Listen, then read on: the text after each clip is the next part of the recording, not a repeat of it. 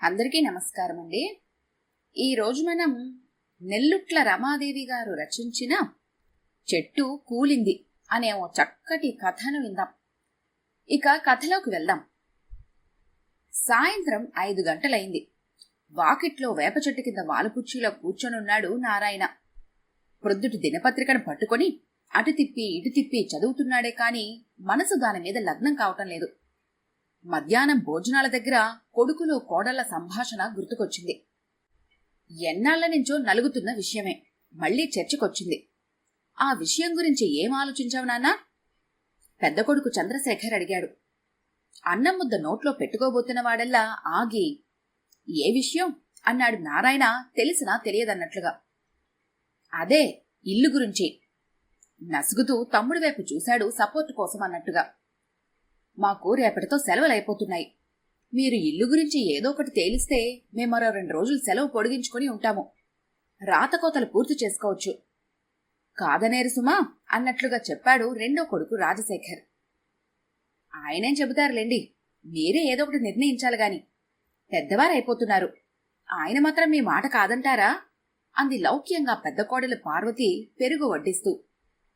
అదే వాళ్లు కూడా పదే పదే తిరిగిపోతున్నారు అన్నాడు చంద్రశేఖర్. పెరుగన్నం ఇంకా 2 ముద్దలుండగానే చెయ్యి కడిగేసుకొని భోజనం మెంచి లేచాడు నారాయణ. గదిలోకి వెళ్లి ఒక్క పలుకులు వేసుకుంటుండగా, అయ్యయ్యో, అన్నం పూర్తిగా తినకుండానే లేచారు మామగారు. భోజనాలప్పుడు ఆ ప్రసక్తి తేకుండా ఉండాల్సింది. రెండో కోడలు కవిత నొచ్చుకుంటూ అన్న మాటలు వినిపించాయి. ఇప్పుడు కాకపోతే ఆయన మనకెప్పుడు దొరుకుతాడు? పొద్దున్న సాయంత్రం గంటల కొద్దీ ఆ వేప చెట్టు కిందే మకాం. లేకపోతే గదిలో కూర్చుని తపస్సు చేసుకునే మునీశ్వరుల్లా ఏవో పుస్తకాలు చదువుకుంటూ ఉండటం. ఈ భోజనాలప్పుడే కాసేపు దొరికేది. ఇటు చూస్తేనేమో ఎల్లుండే కదా మనం వెళ్ళిపోయేది చికాగ్గా అన్నాడు రాజశేఖర్. అవునయ్యా, కరెక్ట్గా చెప్పావు. అయినా ఇలాంటి విషయాలు తాత్సారం చేస్తే అవతలి వాళ్లకు అవకాశం ఇచ్చినట్టే. వాళ్లేమో పదే పదే అడుగుతుంటే మనం ఇంకా బిగదీసుకుని కూర్చుంటే ఎలా? ఇప్పుడు కాదనుకుంటే ఇలాంటి అవకాశం మళ్లీ వస్తుందా? ఏదో ఒకటి తేల్చుకోవటమే మంచిది. ఇప్పుడే తేలాలి అన్నట్టుగా అంది పార్వతి గొంతు. ఇందు కూడా ఉంటే బావుండేది. వాడు చెబితే నాన్న తప్పక వింటాడు చంద్రశేఖర్ అన్నాడు. ఏమిటి చెప్పేది? పోయినసారి మనకే చెప్పాడుగా నీతులు. ఆయనిష్టం ఆయనదని. ఈసారైనా అంతకు మించి ఏం చెప్తాడు? అయినా వాళ్లకే భార్యాభర్తలిద్దరూ పెద్ద ఉద్యోగాల్లో ఉన్నారు. ఒక్కడే కొడుకు. ఇక సునీత కంటారా, బోలెడు ఆస్తికి వారసురాలు. కడుపు నిండిన సంగతి వాళ్ళది. ఎన్ని మాటలైనా చెప్పచ్చు అన్నది అక్కసుగా పార్వతి. సరే చూద్దాంలేండి, ఈ పూటకి ఆయన కూడా ఆలోచించుకొనిద్దాం. వాళ్ళకెటూ 2 రోజుల్లో చెప్పాలిగా అన్నాడు చంద్రశేఖర్. వాళ్ల మాటలు అలానే మరికొద్దిసేపు సాగాయి. భోజనం చేయగానే మధ్యాహ్నం పూట కాసేపు కులుకు తీయటం నారాయణకు అలవాటు. అతను పడుకున్నాడేమోననుకుని వాళ్లు మాట్లాడుకున్న మాటలు వింటున్న నారాయణకు అస్సలే నిద్రపట్టలేదు. సన్నగా వీచే గాలితో పాటు వచ్చే వేపపూల పరిమళం హాయిని గొలుపుతోంది. సంక్రాంతి వెళ్లి 2 రోజులైందేమో, చలి కూడా కాస్త తగ్గుముఖం పట్టింది. పడక్కుర్చీలో కూర్చుని విసుగు పుట్టి వాకిట్లో పచార్లు చేయటం మొదలుపెట్టాడు నారాయణ. చుట్టూ ఎటు చూసినా వాణిజ్య సముదాయాలు, 5-6 అంతస్తుల అపార్ట్మెంట్స్ వెలిశాయి. ఏ దుకాణంలో చూసినా అంతులేని రద్దీ, ఏ అపార్ట్మెంట్ చూసినా కిటకిటలాడుతున్న మనుషులు. ఇక రోడ్డు మీద మనుషులు వాహనాల రాకపోకలైతే అప్పటికి 10 పెరిగినట్లు అనిపిస్తోంది. వీళ్లంతా ఎక్కడి నుంచొచ్చారో, ఎక్కడికి పోతున్నారో అర్థం కాదు. అంతా హడావిడి గజిబిజి. ఈ ఇల్లు కట్టినప్పుడు ఊరికి చివరగా ఉంది. దొంగల భయమని ఎంతో ఆందోళన పడింది సుశీల. అప్పుడప్పుడు పక్కన పొలాలు నుండి పాములు కూడా వస్తే ఎంతో భయపడేది. కాని అప్పటి పరిస్థితుల్లో తాము ఈ ఇల్లు కట్టడమే గొప్ప. అప్పటిదాకా ఉపాధ్యాయునిగా పనిచేస్తున్న సొంత ఊర్లోనే ఉండే తాము, పెద్దవాడు చంద్రశేఖర్ 10వ తరగతి అవగానే హాస్టల్లో పెట్టే స్తోమత లేక పిల్లల్ని బాగా చదివించాలన్న కోరికతో దగ్గరలో ఉన్న జిల్లా కేంద్రానికి మకాం మార్చాల్సి వచ్చింది. టౌన్ మధ్యలో ఇంటి కిరాయిలు ఎక్కువగా ఉండటం, ఒకరి వెంట ఒకరు 3 పిల్లలుగా చదువుకోవాల్సి ఉండటంతో సిటీ శివార్లలో కాపురం పెట్టడం జరిగింది. ఇటు తన వైపు వారు గాని, అటు సుశీల వైపు వారు కాని పెద్దగా ఉన్నవాళ్లేమీ కారు. ఊర్లో ఉన్న పాత ఇల్లు తప్ప తాతలు సంపాదించిన ఆస్తిపాస్తులు పెద్దగా లేకపోవటంతో తను చేస్తున్న బడిపంతులు ఉద్యోగంతో 3 పిల్లలున్న కుటుంబాన్ని పోషించడం ఎంత కష్టమో అనుభవించిన తనకే తెలుసు. అలాంటి సందర్భంలో తనతో పాటు పనిచేస్తున్న పురుషోత్తం ఇంటి జాగా కొని ఇల్లు కట్టుకోమని సలహా ఇచ్చినప్పుడు తను నిజంగానే ఆశ్చర్యపోయాడు. అది కాదు నారాయణన్న, నీ పిల్లల చదువుల కోసం నువ్వెట్లయినా సిటీకి పోవాలే. హాస్టల్లో ఉంచనంటివి. నువ్వు నెలకు 1000-2000లో అక్కడ ఎక్కడ కిరాయి పెట్టే బదులు సిటీల్నే ఫ్యామిలీ పెట్టి నువ్వొక్కడవే తిరిగితే కాదా? నా దగ్గరేస్తున్న చిట్టి ఎత్తుకో, పైసలిస్తా. మా బామ్మర్ది ఫ్లాట్ బిజినెస్ చేస్తుండు, ఒక ఫ్లాట్ ఇప్పిస్తా. ఏదన్నా బ్యాంక్లా లోన్ తీసుకో, మొదలు చిన్నగా కట్టుకో, తరువాత పైసలున్నప్పుడు పెద్దగా కొంటే బాయే. ఇంటి కిరాయిలు కట్టే బదులు ఇదొక 500-1000 కలిపితే లోను కిస్తీలు కట్టుకోవచ్చు అంటూ పురుషోత్తం ప్రోత్సహించకపోతే ఈవేళ ఈ ఇల్లు ఉండేదా?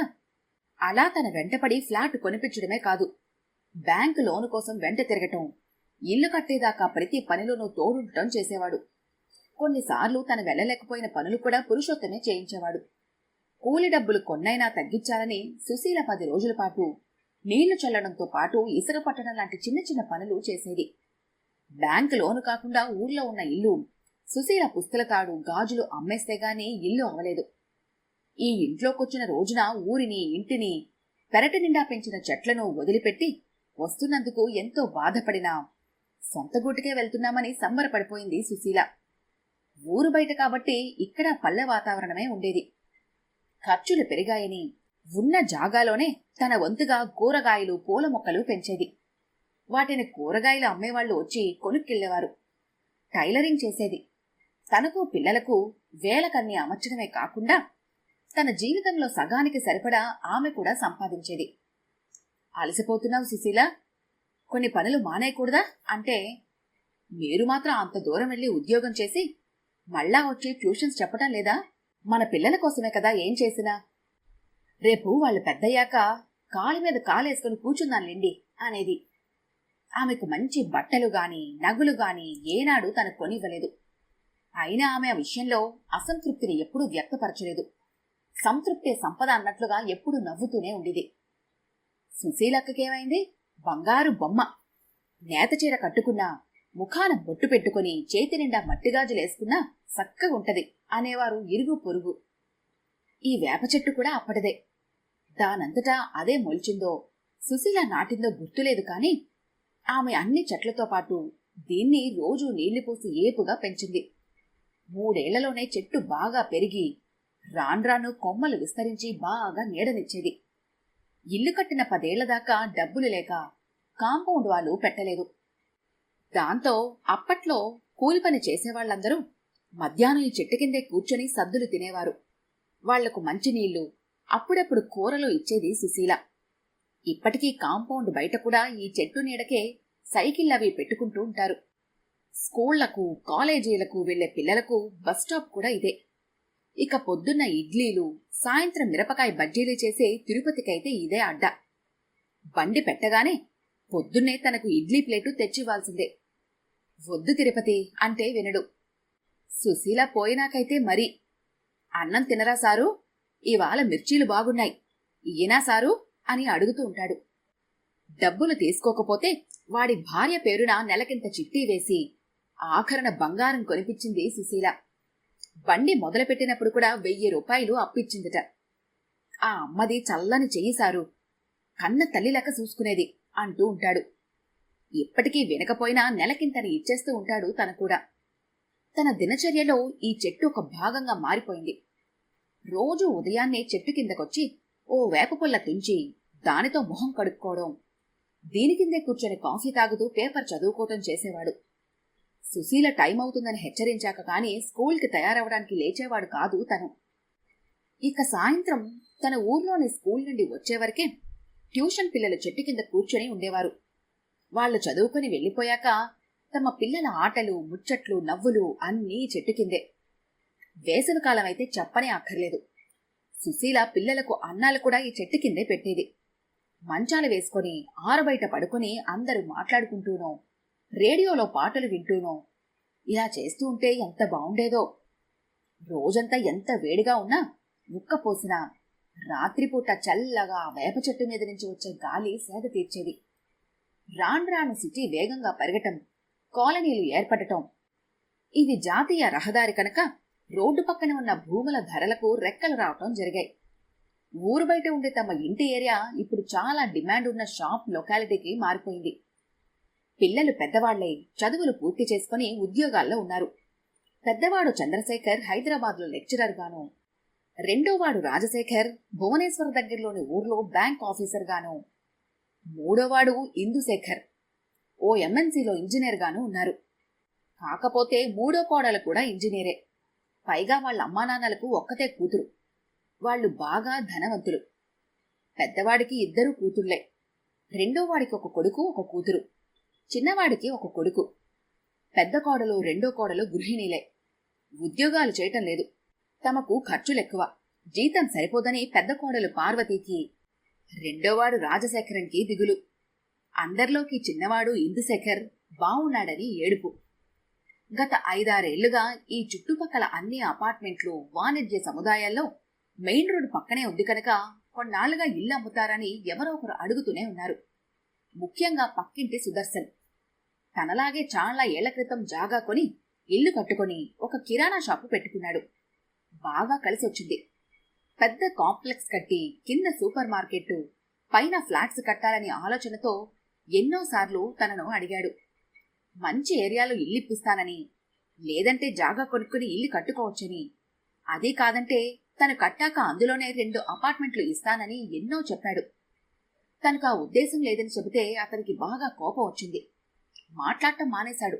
ఇప్పటికీ తన కనబడితే గుర్రుగా చూస్తూ ఉంటాడు. అయినా పాత ఇల్లు కూలగొట్టి 3 అంతస్తుల బిల్డింగు కట్టేశాడు.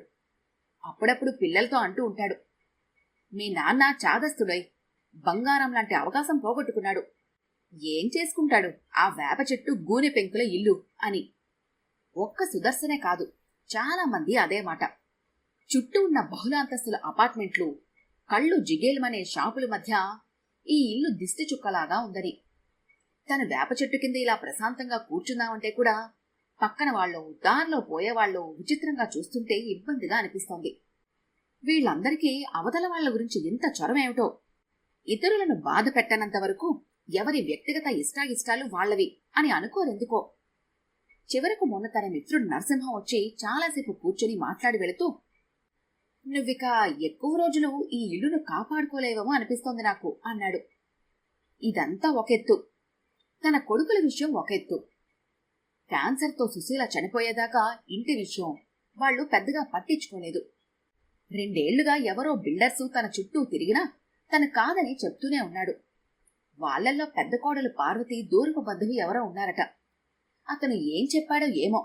ఇక అప్పట్నుంచి వాళ్లు తన వెంటనే పడుతూనే ఉన్నారు. మొదట్లో 40% అని, తర్వాత 50% అని, ఇప్పుడు 60% కూడా ఇవ్వడానికి సిద్ధంగా ఉన్నారని లెక్కలు చెప్పి తనను ఒప్పించడానికి చూస్తున్నారు. ఏడాదిలో 2 సార్లైనా తప్పనిసరిగా కుటుంబాలతో వచ్చి 4 రోజులు గడపాలనేది సుశీల కొడుకులకు విధించిన షరతు. ఆమె చనిపోయి 2 సంవత్సరాలైనా ఇప్పటి వరకు ఆ అలవాటు కొనసాగుతోంది. అలాగే క్రితంసారి ఎండాకాలంలో వచ్చినప్పుడు కూడా అదే చర్చ జరిగింది. అప్పుడు చిన్నవాడు ఇందుశేఖర్ అన్నలిద్దరితో అన్నాడు, పోనీలే అన్నయ్య, నాన్నకు ఇష్టం లేనట్టుంది. ఆయన కట్టుకున్న ఇంట్లో ఆయన సంతోషంగా ఉండనియండి. చేతగానప్పుడు ఎటూ మనలో ఎవరి దగ్గరైనా ఉంటారు కదా, ఇల్లు ఎక్కడికి పోతుంది అని. అక్కడికి ఆ విషయం కాస్త సద్దుమణిగింది. తన పిల్లలు మరీ అంత చెడ్డవాళ్లేమీ కాదు. కాకపోతే లోకమంతా అలానే ఉందిప్పుడు. ఈసారి సెలవు దొరక్క చిన్నవాడు రాలేదు. 2 రోజుల నుంచి మళ్లీ ఆ బిల్డర్స్ మాటిమాటికి వచ్చిపోతున్నారు. అటుపక్క బిల్డింగ్ అతను, వెనుక 2 ఇళ్ల వాళ్ళు ఇస్తామన్నారట. అన్నీ కలిపి పెద్ద షాపింగ్ మాల్ కట్టాలని వాళ్ళ ఆలోచన. గాలికి ఒళ్ళో వేపాకులు పడేసరికి ఆలోచనల్లో మునిగిపోయిన నారాయణ ఈ లోకంలోకి వచ్చాడు. తలెత్తి పైకి చూశాడు. కొమ్మలతో, రెమ్మలతో ఒత్తుగా, నిండుగా, దట్టంగా విస్తరించి ఉంది వేప చెట్టు. సాయంత్రం అవుతున్న గుర్తుగా మెల్లమెల్లగా నీడలు పరుచుకుంటున్నాయి. పక్షుల గుంపులు గుంపులుగా వేప చెట్టు మీదకి చేరుకుంటున్నాయి. ఈ చెట్టు మనుషులకు, పక్షులకు ఎందరికో నీడనిచ్చింది, గూడునిచ్చింది. ఇప్పటికీ తన ధర్మాన్ని నెరవేరుస్తూనే ఉంది. మనుషులే యాంత్రికంగా, డబ్బే ధ్యేయంగా మారిపోతున్నారు. ఈ చుట్టుపక్కల ప్రస్తుతం ఇంత పెద్ద చెట్టే లేదు. ఈ చెట్టే లేకపోతే ఈ పక్షులన్నీ ఎక్కడికి వెళతాయి? ఇడ్లీ బండి తిరుపతి ఎక్కడుంటాడు? ఆలోచిస్తుంటే ఎంతో బాధేసింది నారాయణకు. ఒక్కసారిగా ఇంటికేసి ఆప్యాయంగా చూసుకున్నాడు. మనిషి సాటి మనుషులనే కాదు, పరిసరాలను కూడా ప్రేమిస్తాడు. తనకైతే ఈ ఇల్లంతా ఇంకా సుశీల కలయదిరుగుతున్నట్టే అనిపిస్తోంది. మొక్కలకు నీళ్లు పోస్తూనో, ఇల్లు ఊడుస్తూనో, బట్టలు ఆరవేస్తూనో, వంటింట్లో ఏదో వండుతూనో, పిల్లలకు కథలు చెప్తూ అన్నాలు పెడుతూనో, ఇల్లు సర్దుతూనో సుశీల తనతో ఉన్నట్లే అనిపిస్తోంది. ఈ ఇల్లే లేకపోతే సుశీల జ్ఞాపకాలు ఎక్కడుంటాయి? చెమ్మగిల్లిన కళ్ళను తుడుచుకున్నాడు నారాయణ. రాత్రి 8 కావస్తుంది. లోపల నుంచి నవ్వులు వినిపిస్తున్నాయి. కనీసం ఇంతసేపయింది, చీకట్లో ఏం చేస్తున్నావని అడగడానికైనా ఎవరూ రాలేదు. ఒక నిట్టూర్పు వెలువడింది నారాయణ నుండి. అతడికెందుకో తనతో ఎవరికీ పనిలేదు అనిపించసాగింది. చేతిలో పేపర్తో నిస్సత్తుగా లోపలికి అడుగుపెట్టిన నారాయణ చూడగానే నవ్వులు ఆగిపోయాయి. భోజనం వడ్డించమంటారా మావయ్య? రెండో కోడల కవిత అడిగింది. వద్దమ్మా, ఆకలిగా లేదు, కాసిని పాలుంటే ఇవ్వు అన్నాడు కుర్చీలో కూర్చుంటూ. మేము రేపు సాయంత్రం వెళ్ళిపోదాం అనుకుంటున్నాను నాన్న, చంద్రశేఖర్ అన్నాడు. నారాయణ ఏమీ మాట్లాడలేదు. నిన్ను కాదని మేమేమీ మాట ఇవ్వలేం, కానీ మళ్ళీ ఓసారి ఇంటి గురించి ఆలోచించు నాన్న, ఉపోద్ఘాతంగా అన్నాడు మళ్ళీ. మా ఉద్యోగాల్లో మేమేమీ పెద్దగా కూడబెట్టలేదు. నాకా 2 ఆడపిల్లలు. రాజుకి ఒక కూతురుంది. ఇందుకి పెద్దగా అవసరం లేకపోయినా తల్లిదండ్రుల ఆస్తి కావాలని ఎవరికైనా ఉంటుందిగా. ఈ బిల్డర్సు మంచి ఆఫర్ ఇస్తున్నారు. మిగతా పక్కల వాళ్ళు ఒప్పుకున్నారు. మన కోసమే ఆగారు. 3 షాపులు 3 ఫ్లాట్స్ వస్తాయి. మీరు చిన్నాడి అపార్ట్మెంట్లో ఉండొచ్చు. మాకు కిరాయిలైనా వస్తాయి.